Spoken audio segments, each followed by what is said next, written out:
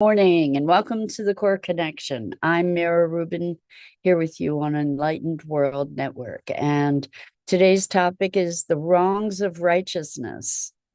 So we can get so connected and attached to our vantage point, our opinions, our positions, that we gain a righteousness around that. And as a result, can become the oppressor that we have felt oppressed by. And so we're going to talk about righteousness and ways to further communication rather than indulge in a righteousness that just exacerbates conflict. So should be an interesting conversation. And before we get started, let's just take a minute or two to get present. Let's take a deep breath in through your nose and hold it. And imagine clean, crisp oxygen flooding your lungs, flowing into your bloodstream, nourishing all your cells, all your organs, bringing vital life energy to your body and being. And as you exhale any tension, stress, negativity, fatigue. And now let's take another deep breath in through your nose and hold it.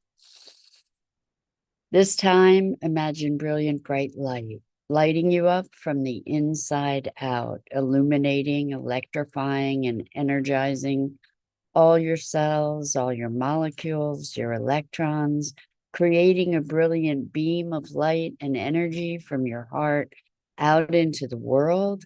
And as you exhale any remaining tension, stress, negativity, fatigue.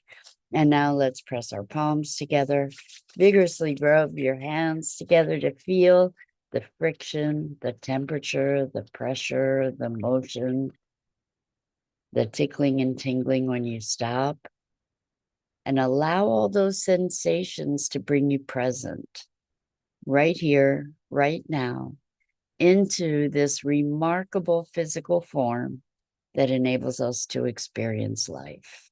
Welcome, welcome, welcome. Good morning, Rosalind. So good to have you here with us this morning, and welcome to everyone else who's joining us. So today we're talking about the wrongs of righteousness. And it's an interesting story that brought up this as a conversational topic. I was talking with someone who was woken from a sleep with a conflict. And the conflict was an experience of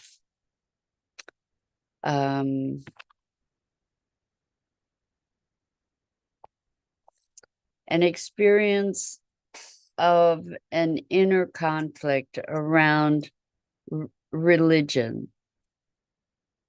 And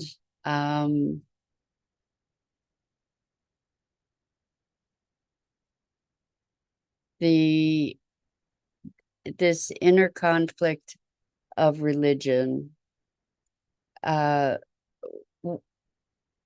showing up as an ancestor who was very adamant about the rigors of the church. And the details aren't that important, but this ancestor was showing up as adamant that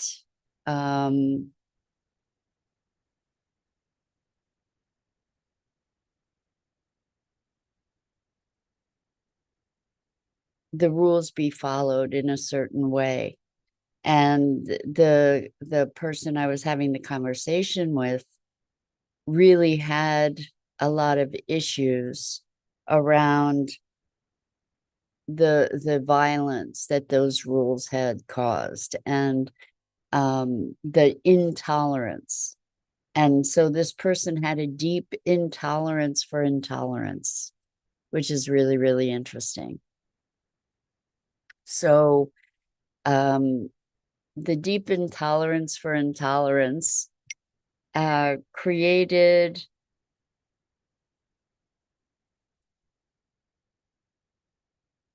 a situation where this person got to see the issue from both sides.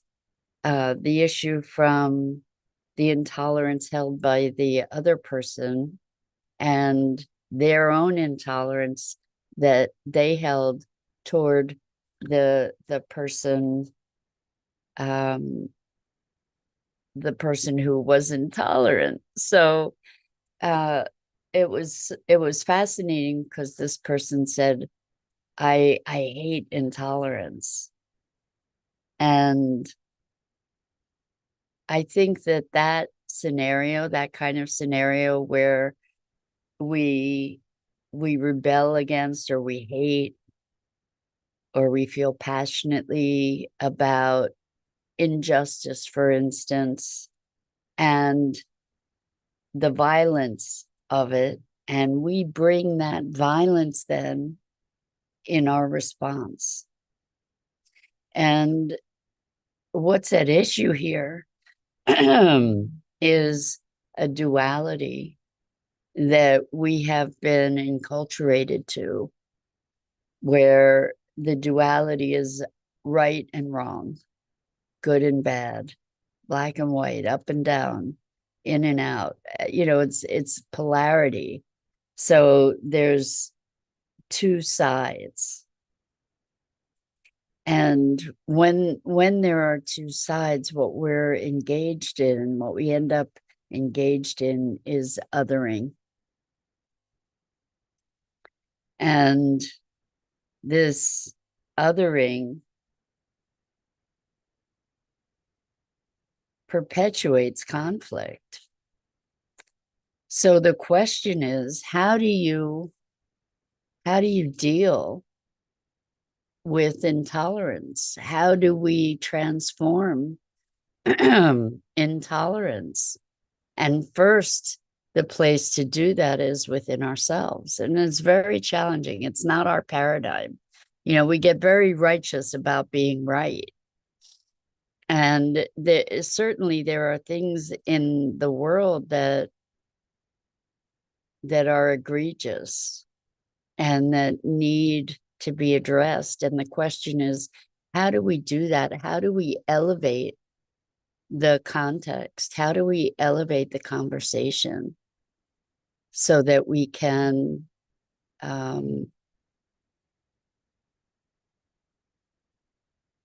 shift the dynamic, so that we can create new potentials, new possibilities? And what really was an eye-opener, or a trigger for me to recognize where the issue was in this conversation, is this person is not in any way a hateful person. And what they were saying is, I hate intolerance. And that signaled to me that this dream that had woken them, or the conflict that had woken them from sleep, wasn't a conflict that was external to them. It wasn't a conflict of the ancestors, as much as the ancestors were showing up to help them identify a conflict within themselves. And the conflict within themselves was this hatred in someone who is very committed to loving, to being loving. And so to find, as they said, a more nuanced approach to this whole thing, to recognize that good morning, Dido. Welcome. So good to have you here with us this morning. So to recognize this internal conflict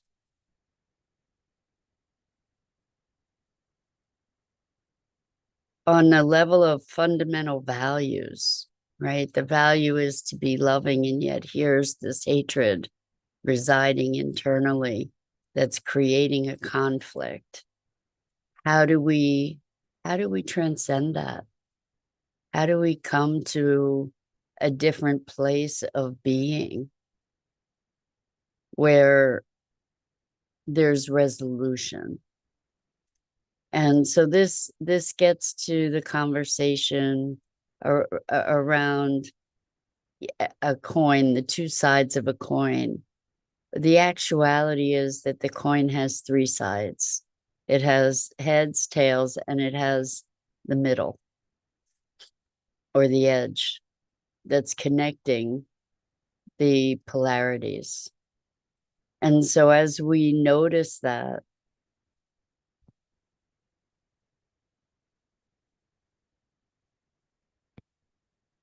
we can take it as an invitation to look to discover, how do we transcend the violence of our righteousness. Now, our culture is also very acclimated to violence. It's ironic that we fight violence with violence, right? Like how we want to end violence and we do it violently. Isn't there's a very deep irony there. And so the question is, how do we transcend this violence? And we can look at peaceful protests. You know, we can look at Gandhi, we can look at the marches of Martin Luther King. People were willing to die to promote peace, but not to be violent to promote peace. And it creates a disconnect for us because we don't know how. We don't know how to find a place of loving defiance, to find a place of compassion, compassionate resistance, perhaps. You know, there's a courage that is required to be willing first even to see that violence in ourselves, to be willing to make a commitment beyond that violence, to allow ourselves to evolve into a new paradigm for being. If we look in our culture on so many levels, there's violence of speech, where we denigrate others or we attack others verbally, ideologically, violence that we exert for control of others, domination, control, violence in our laws, even, you know, where some of our laws are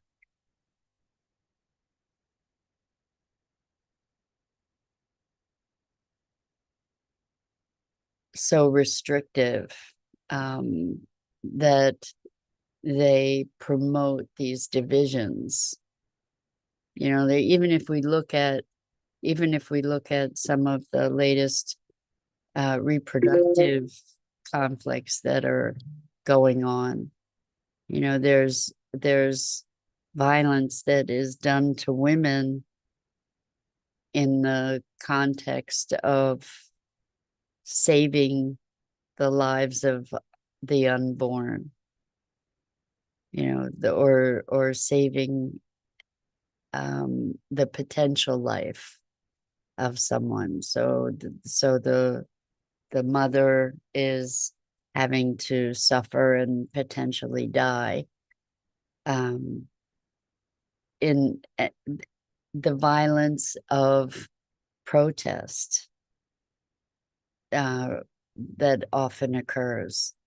The irony that there had been shootings of people by right to life people to save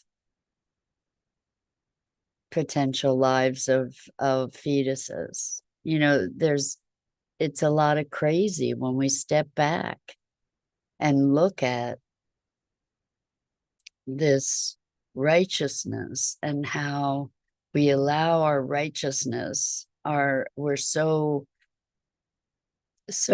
bound to being right that we will go to all kinds of lengths to enforce that will kill each other, that will maim each other, that will hurt each other over our righteousness.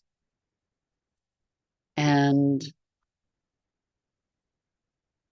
it takes courage to have a willingness to challenge our own beliefs, or even to listen with open mind and heart to a different vantage point, to a different opinion. It takes courage. And if we allow ourselves, instead of to hold our righteousness and our rightness with clenched fist, ready to fight, if we instead hold those ideas with open hand, we have the opportunity to reach out to each other, to give and to receive, to find a place of understanding, to reach into the motivations, to find commonality, to find a way, a path of reconciliation. And I think that reconciliation is different from compromise. With compromise, what our notion of compromise is that both sides are unsatisfied. That's what negotiation is that both sides lose rather than that everybody wins. And to find a place of deep and rich understanding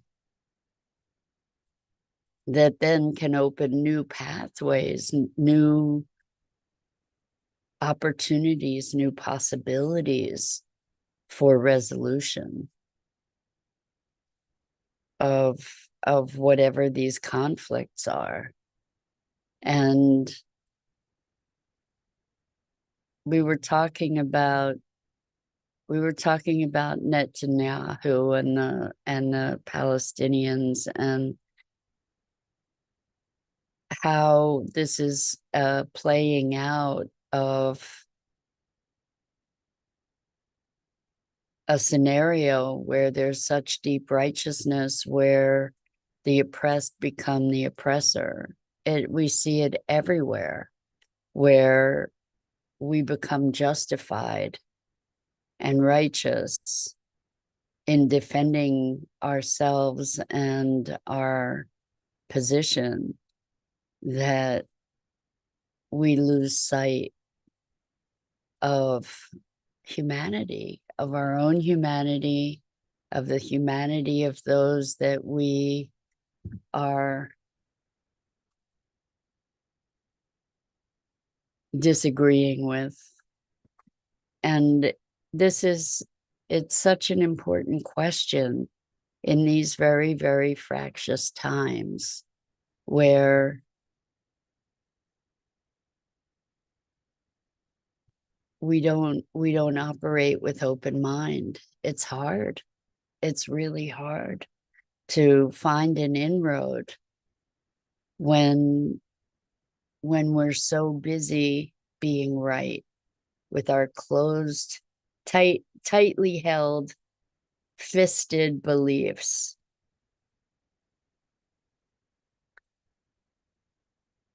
And we tend to elevate the beliefs over our humanity, over our connection. You know, we're willing to die for it. You know, we'll die for our beliefs and our cause. And I think that there's merit to having such a strength of clarity around our convictions. And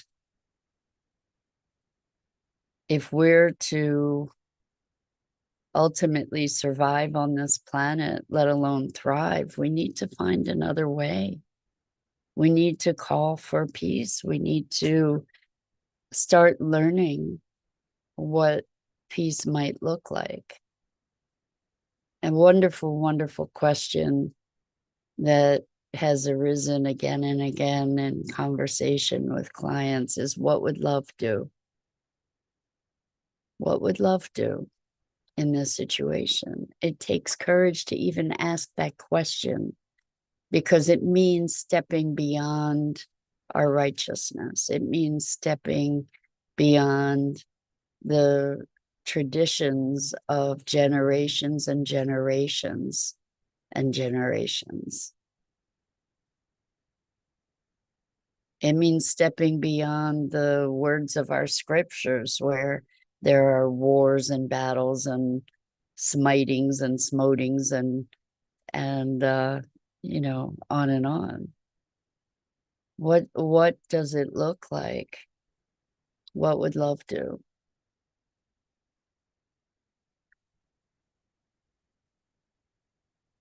It's it, I think that's actually one of the most courageous questions we can ask ourselves, because it calls us into a higher state of being.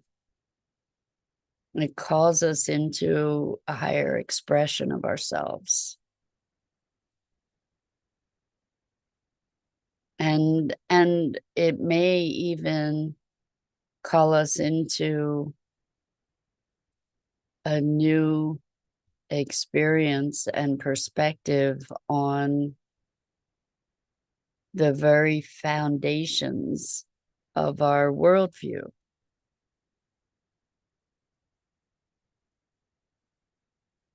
You know, we say it's a dog eat dog world. Well, that's an odd expression in and of itself, but as we look, as light bearers, as we look to the world we wish to live in, is that the world? Is that world of conflict, righteousness, polarity, othering, separation? Is that the world we choose? Or can we find our interconnection? Science is proving over and over and over how deeply interconnected and interwoven we are. How can we translate that experience into our beingness? How can we translate that experience into the way that we relate to others, into the way that we relate to ourselves? We do the same violence to ourselves that we do to others in our intolerance.